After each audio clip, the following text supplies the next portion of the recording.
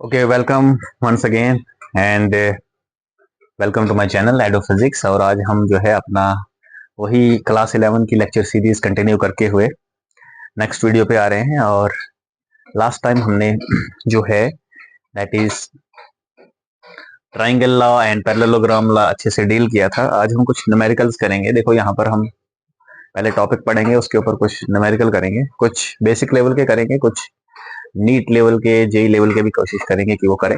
ठीक है, सो चलिए आज हम शुरू करते हैं और कुछ बेसिक न्यूमेरिकल करें, लेकिन उससे पहले इंपॉर्टेंट कुछ प्रॉपर्टीज देखनी पड़ेंगी। कुछ प्रॉपर्टीज मैं बता देता हूं आपको पहले एडिशन के related in case of vectors. ठीक, तो चलिए सबसे पहली प्रॉपर्टी एडिशन के लिए है। एडिशन की प्रॉपर्टी है ये, थोड़ा सा आपको पता होना चाहिए। एडिशन, अगर हम दो वेक्टर्स को ऐड करते हैं, if we have two vectors a plus B, तो फर्क नहीं पड़ता कि हम उनको किस ऑर्डर में ऐड कर रहे हैं। Means a plus B is equal to b plus a। You know what is this property called? This is called as commutative law, है ना, commutativity. So addition follow commutativity, है ना, इट इज कम्यूटेटिव लॉ, है ना। So addition commutative होता है, ये real numbers के केस में भी होता है, हर जगह होता है। Addition is commutative, it is also associative, है ना। ठीक है, means if we are adding three vectors, so doesn't matter in which order we are adding them, है? So a plus b plus c, मतलब I can add a to the b plus c or I can add c to the a plus b, है ना। So this property is called as associativity, so very much important, है ना। This is something that you should remember. Addition associative और commutative दोनों होगा। अच्छा, एक और चीज बताना चाहता हूं मैं आपको, देखो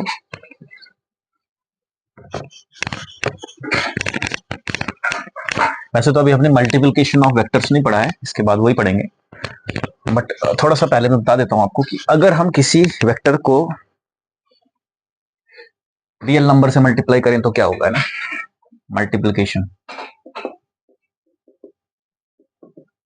of a vector by real number, है ना। मान लो मेरे पास एक रियल नंबर है n, we have a real number n, ठीक है। It can be positive, it can be negative, है ना। So we have a vector, so let this is a vector, and if we want to multiply with this, so what will happen?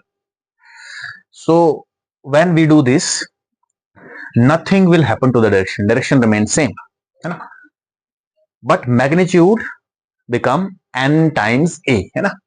तो means n times a, this is the magnitude, direction will remain same, so I can write it as a unit vector. You can simply write it as n a vector, है ना।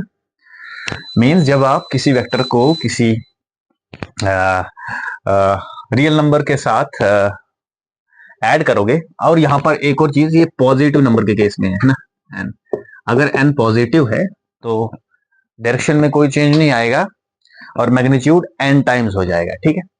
अब दूसरा case, अगर n आपका negative integer है, sorry negative real number है, if it is negative real number, so then there is a change in direction. अगर आप माइनस n मतलब नेगेटिव इंटीजर को ऐड कर मल्टीप्लाई करते हो a के साथ, तो magnitude will become same N ए, है ना, बट डायरेक्शन रिवर्सेस, है ना, डायरेक्शन नेगेटिव हो जाएगी, है ना। So I can write it as minus n ए, है ना। मींस अगर कोई भी नेगेटिव रियल नंबर हम मल्टीप्लाई करते हैं जब हम किसी वेक्टर के साथ, तो मैग्नीट्यूड उस रियल नंबर के टाइम्स बढ़ जाता है और डायरेक्शन क्या हो जाएगी, रिवर्स हो जाएगी, मतलब हमें उस वेक्टर का नेगेटिव वेक्टर मिलेगा। बट अगर n पॉजिटिव है तो there is only the change in the magnitude of the vector, direction का रहेगा सेम रहेगा, है ना।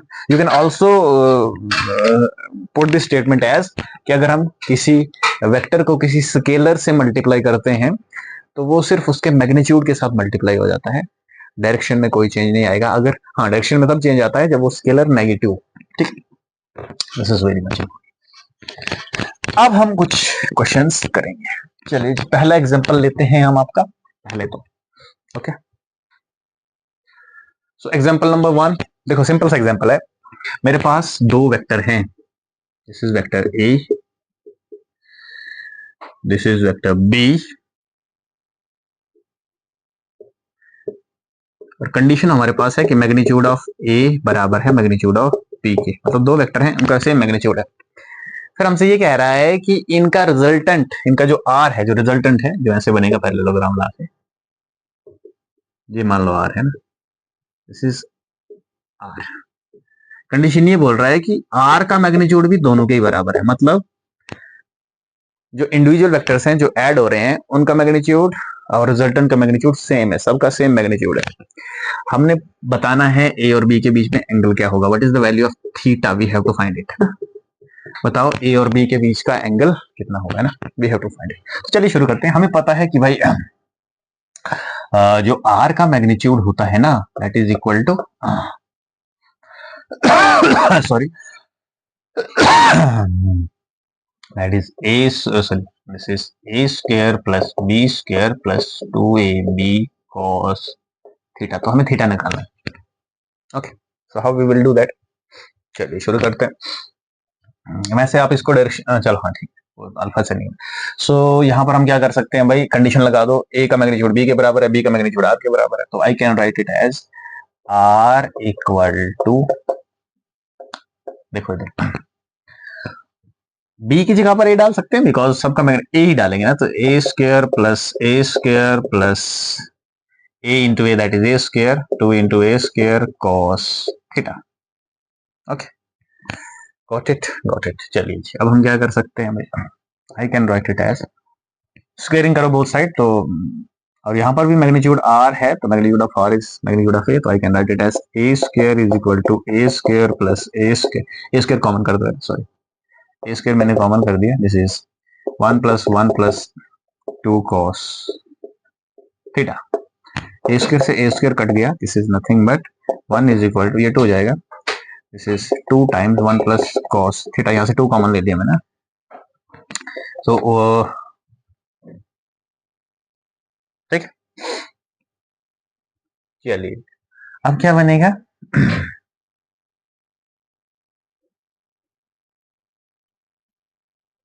This is 1 by 2 1 plus cos theta, it is simply equal to cos theta is equal to minus 1 by 2, okay, 1 by 2 minus 1 is minus 1 by 2, so what is the value of cos minus 1 by 2, I can write it as, देखो ऐसे लिख सकता हूँ इसको,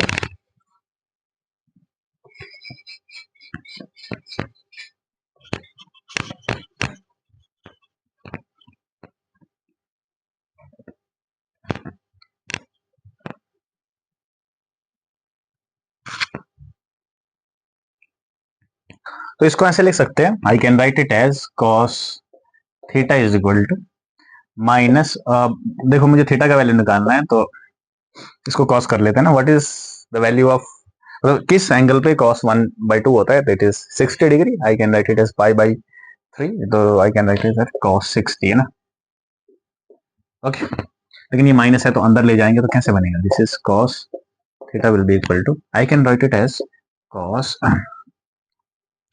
180 minus 60, लिख सकते हैं ना, cos 180 माइनस 60 किसके बराबर हो जाएगा, cos 60 के बराबर हो जाएगा, so I can write it as theta is equal to 180 minus 60 120 degree, simple.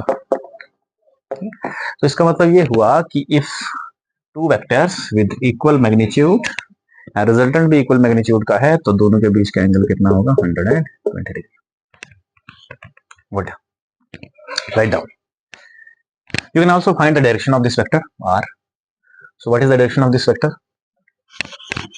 Yes, चलिए डायरेक्शन फाइंड करते हैं, क्योंकि हमारे पास एंगल निकल गया है ना, तो डायरेक्शन क्या होगा, tan of alpha, if this angle is alpha है ना, is equal to b sin theta upon a plus b cos theta, this is the direction, आपको पता है।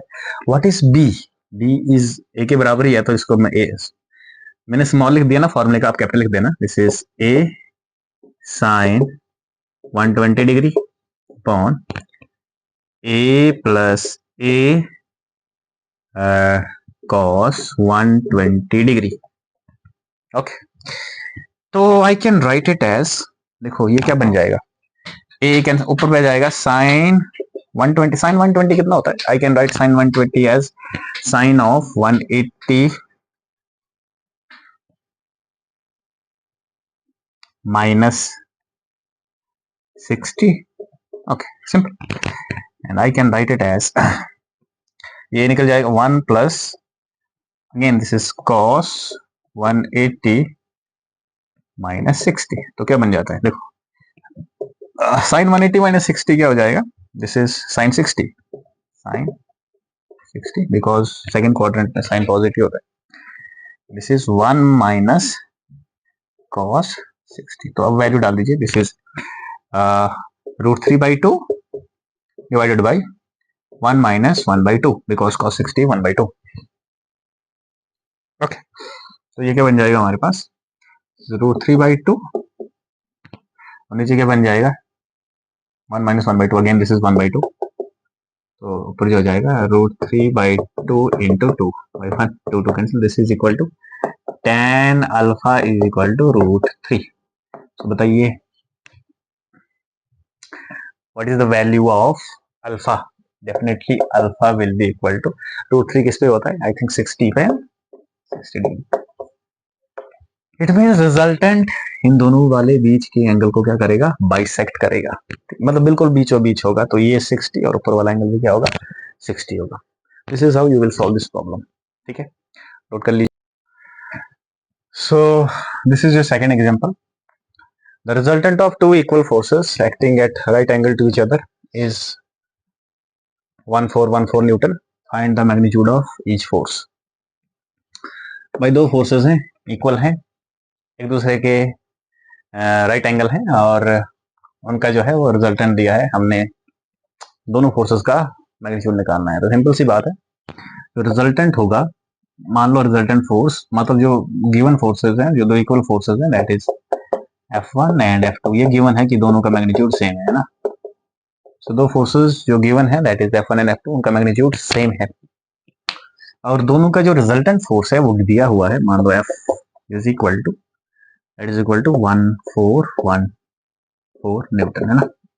सो हमें पता है रिजल्टेंट किसके बराबर होता है, जब दो राइट एंगल ट्राइंगल होते हैं, जब दो वेक्टर्स राइट एंगल पे होते हैं तो रिजल्टेंट किसके बराबर होगा, अंडर रूट F1 का स्क्वायर प्लस F2 का स्क्वायर. पाइथागोरस थ्योरम लगेगा सीधा उनके, बिकॉज दोनों फोर्सेस अब दोनों इक्वल हैं, तो I can simply write it as F is equal to under root, दोनों की जगह पर F1 लिख सकता हूँ, दिस इज 2F1 का square, because this is F1 का स्क्वायर, F1 का स्क्वायर, दिस 2F1 का square under root 2F1. so हमें F1 निकालना है, what is F1, F1 is equal to F divided by √2. so what is the value of resultant force F, that is 1414 divided by √2. √2 का value भी 1.414 होता है, so it is nothing but 1000 Newton. this will be your F1 और यही F2 भी होगा, because F1 F2 is same. Very easy question है ना, सिंपल, बिल्कुल बेसिक क्वेश्चन है ये, कोई दिक्कत नहीं है. थोड़े से हम आगे अच्छे क्वेश्चन लेंगे, बट पहले ये बेसिक से करते हैं. ठीक.